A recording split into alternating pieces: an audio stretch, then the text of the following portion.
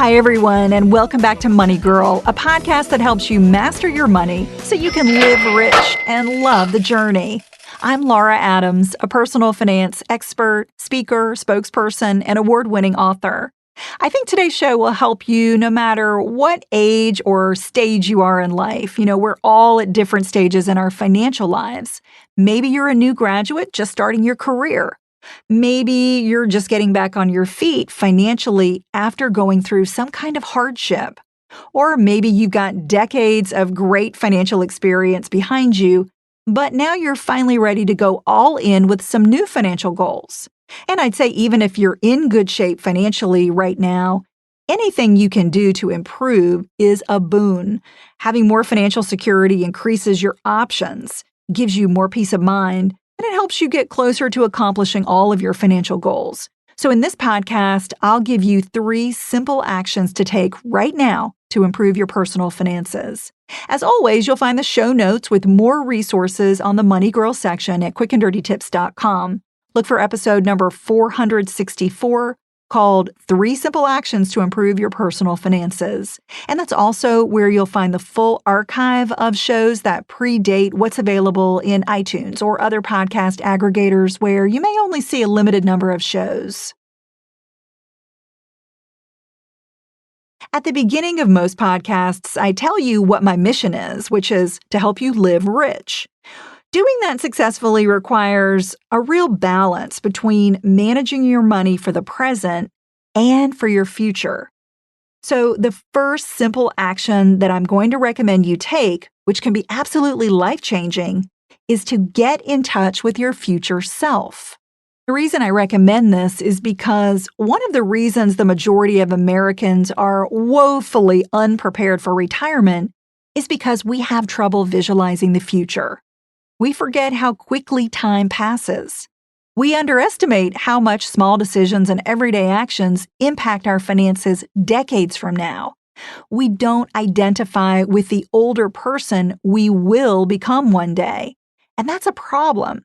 To get in the right frame of mind to feel more in touch with your future self, you can do some different things. One really kind of fun thing to do is use an app that ages your face, like Aging Booth or Face Retirement. It's a little scary to see what you look like 20, 40, 60 years from now, but it really does help you imagine being decades older. There was an interesting behavioral study done that put test subjects in an aging simulation where they could interact with their virtual future selves, and then they had to answer questions about money.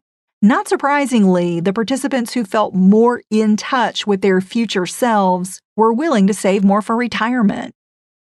When you can't link your present self and your future self as being the same person, you end up making decisions about the future as if your future self were actually another person. Likewise, when you feel connected with an older version of you, saving is easier because you're setting aside money to help yourself, not giving it to a stranger or someone you don't believe will truly exist one day. So connect with your future self by imagining that you're retired and you can no longer work. What would an older, wiser version of you say to you?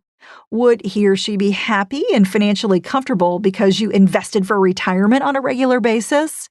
Or would he or she be kind of angry with you because they're struggling to make ends meet? If you realize that you need to make important changes in your life and finances, the good news is that you still have plenty of time to change your future. And if you're not sure how much you need to save to achieve your retirement goals to make that future self happy, check out the AARP Retirement Calculator. It's one of my favorite tools to make sure your finances are on track. And of course, I'll have a link to that calculator in the notes for this show on the Money Girl page at quickanddirtytips.com. The reason I like this calculator is because you answer a series of pretty simple questions, and it just simply shows you how you're going to fare in the future. You can see where your shortfalls are, and then you can adjust the results by changing variables like the age you want to retire or the amount of income you want to receive when you retire. So I encourage you to do whatever speaks to you in terms of getting in touch with your future self. Maybe it's just imagining what it would be like. Maybe it's using an aging app or taking a look at a retirement calculator. That will really help you understand where you need to be with your savings and if you're on track for retirement. Okay, action number 2, create a don't do list. Most people keep some kind of running to-do list that they want to complete. Well, a don't do list can be just as powerful. It's a list of everything you should stop doing because it takes up too much time, energy, or money. For instance, you could focus on some specific anti-actions, like don't buy anything that costs $100 before a 48-hour waiting period, or don't buy a new car before you really need it, or don't spend so much time playing video games.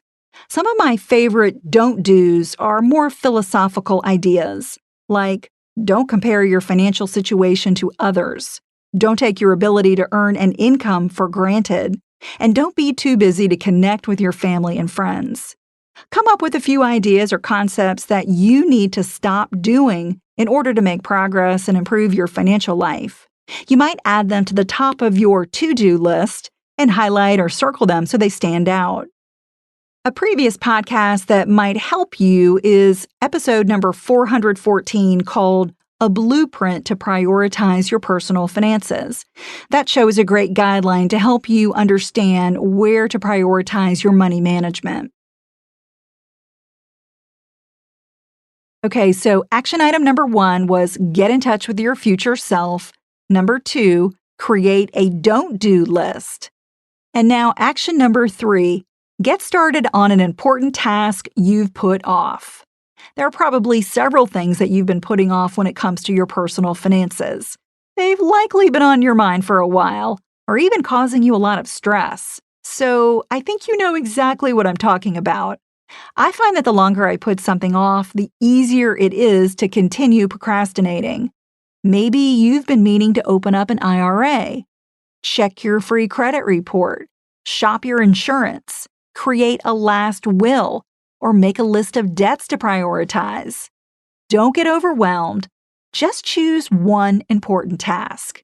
There's so much power in making yourself follow through on that one task. I won't even ask you to complete it. Just get started. You know the saying, well begun is half done? It's so true. Making the first move to begin something is truly the hardest part.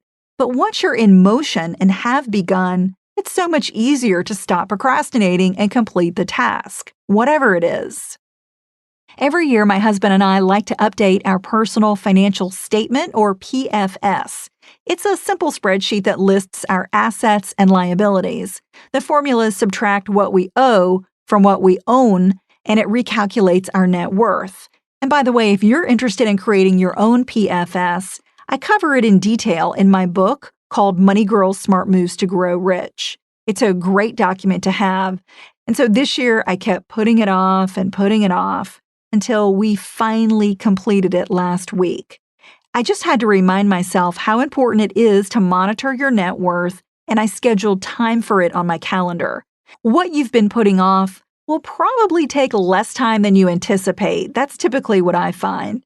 And you'll feel so much better and relieved to have the task behind you.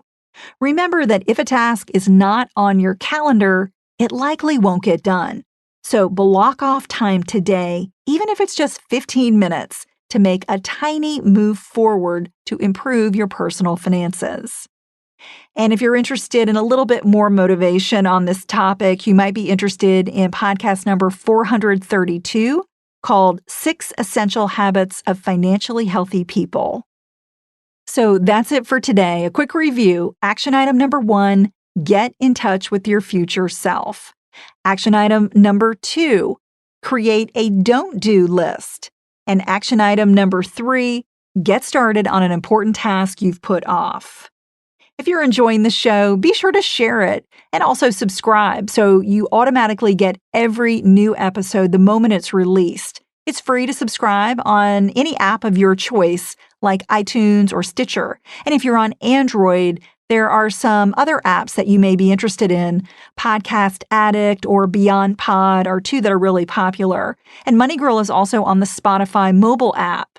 To keep the money conversation going with a terrific community, join my private Facebook group called Dominate Your Dollars. To request your invitation, visit Dominate Your Dollars on Facebook or send me a text message for immediate access.